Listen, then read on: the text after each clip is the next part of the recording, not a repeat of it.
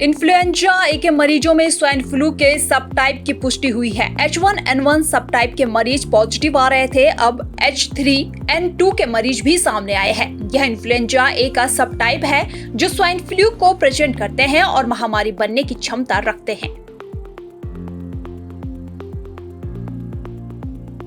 उत्तराखंड परिवहन निगम कर्मचारियों की हड़ताल पर सरकार ने सख्ती दिखाई है। सरकार ने कर्मियों की समस्त सेवाओं को आवश्यक सेवा घोषित कर दिया है। इसके साथ ही उनके हड़ताल को आगामी 6 माह तक रोक करने का फैसला लिया है। गुरुवार को इसका आदेश जारी किया गया।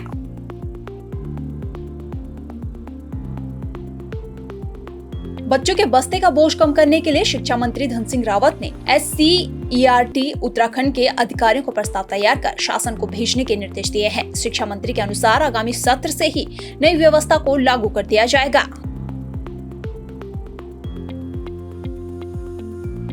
हरिद्वार में भी आने वाले समय में इंटरनेशनल क्रिकेट मैच हो सकेंगे। यहां के मौजूदा भल्ला स्टेडियम की क्षमता बढ़ाकर इसे इंटरनेशनल मानकों के तहत विकसित किया जा रहा है। हरिद्वार रोड की विकास प्राधिकरण ने इसको लेकर कवायद शुरू कर दी है। और काफ़ी खेल प्रेमी भी हैं, काफ़ी क्लब्स भी यहाँ खेल रहे हैं।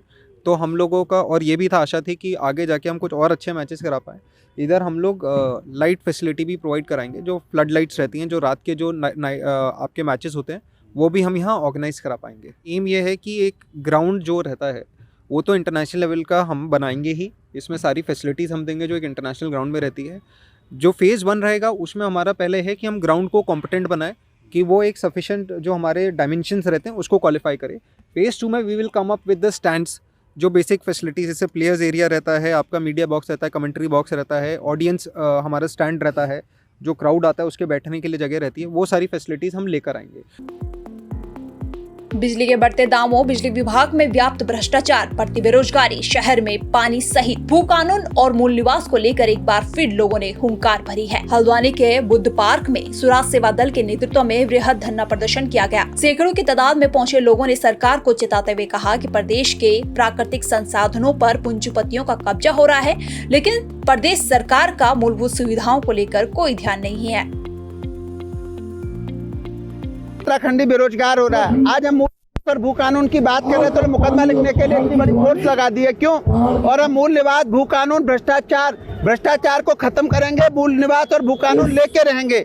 हम बिजली के बढ़ते हुए दामों पर हजारों करोड़, ये लोग हमारे दाम बढ़ा रहे, हजारों करोड़ रुपए का घोटाले का हमने पर्दाफाश कर दिया और आज तक के अधिकारियों के कान से जू नहीं रंग रही है।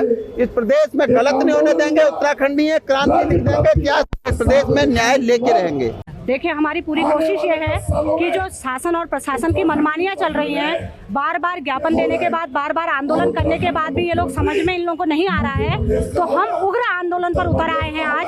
और जो सड़कों से लेके हमारा मेन मुद्दा है सड़क, बिजली, पानी, इन सारी समस्याओं से लेके आम जनता को झुलसना पड़ रहा है। मेरा कहना यह है कि जब हम हमारी आम जनता की वोटों से ये लोग MLA बनते हैं, सारी चीजें ये लोग बनते हैं, मुख्यमंत्री ये लोग बनते हैं, तो फिर आम आदमी को ही, आम जनता को ही सड़कों पर आकर क्यों आंदोलन करने पड़ते हैं? क्यों आंदोलन पर हम लोगों को उतरना पड़ता है? क्यों हमें हर जगह धरना देना पड़ता है? कभी भूख हड़ताल, कभी हमें हर जगह धरना ही देना पड़ता है। तो ऐसा क्यों होता है हमारे साथ? हम लोग उनको वोट देकर MLA बनाते हैं, हम लोग वोट देकर उनको मुख्यमंत्री बनाते हैं, लास्ट में हमारे साथ ऐसा होता है कि हमें ही भूख हड़ताल पे बैठना पड़ता है, आंदोलनों पे बैठना पड़ता है। तो हमारा यह है कि बिजली, पानी, सड़क और बेरोजगार भाई लोग हमारे जो हैं आत्महत्या करने पर उतर आए हैं। पहाड़ के बच्चे हमारे आत्महत्या करने पर उतर आए हैं। पहले इन्होंने फौज के लिए इन्होंने 4 साल का फौज का वो करा, अब वो भी नहीं रह गया है। कहीं भर्तियां नहीं निकल रही हैं, भर्ती घोटाले हो जा रहे हैं, जहाँ पेपर होते हैं पेपर लीक हो जा रहे हैं। तो क्या है इस देश का समाधान? देखिए, स्वराज सेवा दल द्वारा एक जुलूस की अनुमति मांगी गई थी,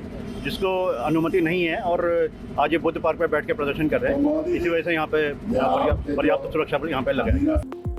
बहुजन समाज पार्टी के प्रदेश अध्यक्ष चौधरी शीशपाल सिंह का काशीपुर के Moradabad road PWD guest house पहुंचने पर जिला अध्यक्ष और महानगर अध्यक्ष डॉक्टर MA राहुल द्वारा फूल मालाओं व शॉल उड़ाकर सैकड़ों पदाधिकारियों कार्यकर्ताओं द्वारा जोरदार स्वागत किया गया। इस दौरान पत्रकारों से बातचीत के दौरान प्रदेश अध्यक्ष चौधरी शीशपाल सिंह ने कहा कि आने वाले चुनाव में बहुजन समाजवादी पार्टी उत्तराखंड की 5 विधानसभा सीटों पर चुनाव लड़ेगी।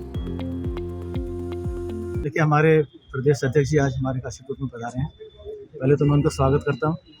और जिस तरीके से अभी पिछले दिनों मीटिंग हुई थी लखनऊ में, बहन जी ने जो भी दिशा निर्देश माननीय अध्यक्ष जी को दिए हैं, हमारे प्रभारी जी को दिए हैं, उन सबको बैठ करके आज डिस्कस होगा और उसके बाद ही हम लोग जो आने वाली प्लानिंग है 2024 के लोकसभा चुनाव की और इसके बाद निकाय के चुनाव जब आएंगे उनकी सारी प्लानिंग तैयार होगी और उसके तहत ही हम लोग काम करेंगे। देखिए, मैं पहले तो आप लोगों का धन्यवाद करता हूं कि आप लोग पहुंचे। पूरे बहुजन समाज पार्टी उत्तराखंड से आप लोगों का धन्यवाद। जहां तक सवाल आपने किया है कि 2024 को लेकर के मिशन माननीय बहन जी ने कुछ दिशा निर्देश दिए हैं, उनको लेकर के मैं आज यहाँ काशीपुर गेस्ट हाउस में पहुँचा हूँ और अभी मेरी कोटद्वार में बैठक थी। और जो माननीय बहन जी का दिशा निर्देश है उस पर हम लोग काम कर रहे हैं। माननीय बहन जी हमारी नेता है, हम बहुजन समाज पार्टी के कार्यकर्ता हैं।